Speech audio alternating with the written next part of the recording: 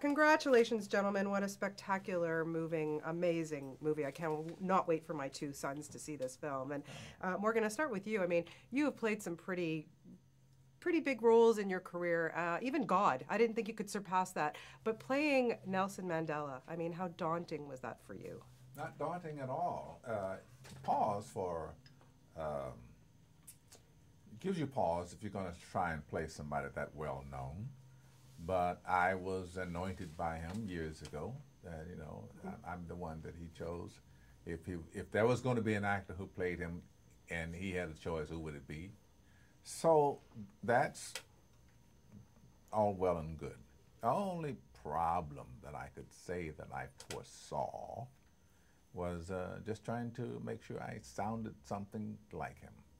The rest of it I could manage without too much strain, walk, gestures, and little mannerisms and things like that. But that voice, that's going to be a trick. Well, you nailed it. What did you think when you started to see him transform?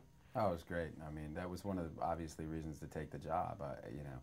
To be the guy sitting across from him in some of those scenes when he's playing this role. It's one thing to do a movie with an actor like Morgan, but to do a movie where he's doing this. I mean, it's a role.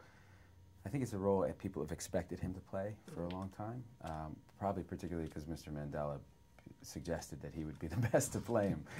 So I think everybody's just been waiting for, well, this is going to happen. It's inevitable. It's like one of those. It's like the Floyd Mayweather Manny Pacquiao fight. It's just everybody wants to see it, so it's got to happen. So to finally learn that there was a role, a supporting role there that would put me there while this was happening, it was something I couldn't turn down. Yeah, and to work with Clint Eastwood, of course, this is your third project with him, and you've called him a facilitator, a man who he just has so much calm on set. So you know what to expect from Mr. Eastwood, but for you, Matt, that must have just been like pinching yourself. Yeah, it is. I mean, it is. I knew what to expect because I'd spoken to other actors who'd worked with him, and everyone just said, "Oh, you have no idea what you're in store for."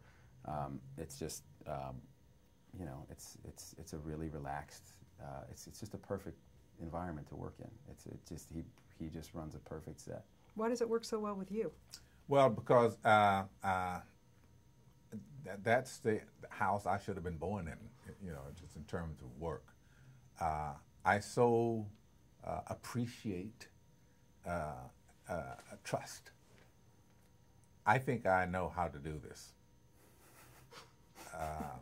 So I have to admit to being resentful of directors who are going to tell me how to do it. Because I always want to say, I bite my lip and say, "You want to do this, or do you want me to do it?" And Clint just he hires who he thinks is best for the job, and he's only there sort of in the corner of your eye, checking, make sure that the setup is where he wants it to be, and he's watching you. For me, he's a perfect director.